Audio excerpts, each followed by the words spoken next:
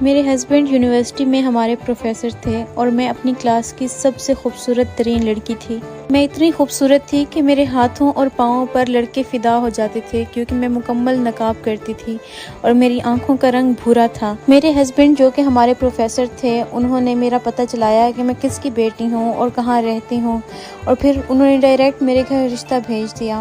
میرے گھر والوں نے، میرے بابا جانی نے مجھ سے پوچھا کہ بیٹا یہ کیا معاملہ ہے؟ میں نے بولا بابا جانی مجھے کچھ نہیں پتا، مجھے نہیں پتا کہ ان کے گھر سے رشتہ کیسے آیا، اور میں خود حیران تھی کہ اس انسان نے کیسے مجھے بتائے بغیر، مجھے وارن کیے بغیر میرے گھر رشتہ بھیج دیا۔ میرے ہسبینڈ مجھ سے دیوانہ وار محبت کرتے تھے اور میں ان کی طرف دیکھنا تک گوارا نہیں کرتی تھی کیونکہ مجھے اپنے ماما بابا کی عزت بہت زیادہ عزیز تھی۔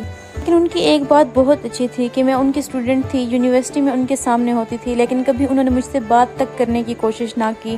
لیکن ہاں، پورا سال ان کے گھر والے ہمارے گھر آتے رہے رشتے کے لیے، اور پھر بالآخر میرے بابا نے مجھ سے پوچھا کہ اگر تم چاہتی ہو تو ہم دیکھ لیتے ہیں، اگر ہمیں مناسب لگا اور تمہاری رضا ہوئی تو ہم تمہارا رشتہ یہاں کر دیں گے۔ میں نے اپنے بابا کو بولا کہ بابا میرا تو ایسا کوئی کنسرن نہیں ہے ان کی طرف، لیکن اگر وہ بار بار آ رہے ہیں اور اتنا اصرار کر رہے ہیں تو آپ دیکھ بھال لیں، اگر آپ کو مناسب لگے تو آپ رشتہ کر دیجیے گا۔ میرے بابا نے ان کا سارا پتہ وغیرہ کروایا اور وہ پتہ چلا کہ ان کی فیملی بہت اچھے اور اسٹرانگ بیک گراؤنڈ سے بلانگ کرتی تھی اور وہ بہت اچھے اور دیندار لوگ تھے۔ اسی لیے تو میرے شوہر نے مجھ سے رابطے قائم کرنے کے بجائے میرے گھر رشتہ بھیجا اور مجھ سے نکاح کی خواہش ظاہر کی۔ بہرحال ان سب حالات کے درمیان میں ہمارا رشتہ طے ہو گیا اور صرف 4 مہینے کے اندر اندر ہماری شادی ہو گئی۔ میرے شوہر نے آج سے 18 سال پہلے ہماری شادی کے موقع پر مجھے 35 تولہ سونا دیا تھا، اور وہ اتنی شاندار شادی تھی کہ آج تک پورے خاندان میں تعریفیں ہوتی ہیں۔ ہماری شادی اور میرے شوہر کی محبت تو واقعی مثال دینے کے لائق تھی، لیکن اللہ پاک کو کچھ اور ہی منظور تھا۔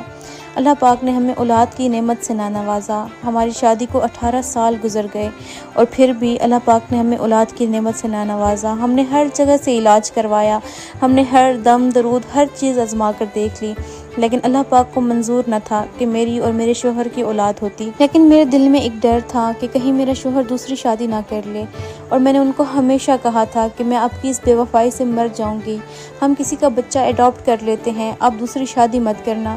دنیا میں ایسے بہت سے بچے ہیں جو کہ اچھی کفالت کے لیے ترس رہے ہیں، ہم کسی کا بچہ اڈاپٹ کر لیں گے۔ لیکن میرے ہسبینڈ بچہ اڈاپٹ کرنے کے لیے نہ مانے، اور پھر بالآخر وہی ہوا جس کا مجھے ڈر تھا۔ میری شادی کے 18 سال بعد میرے ہسبینڈ اپنی کولیگ سے نکاح کر بیٹھے۔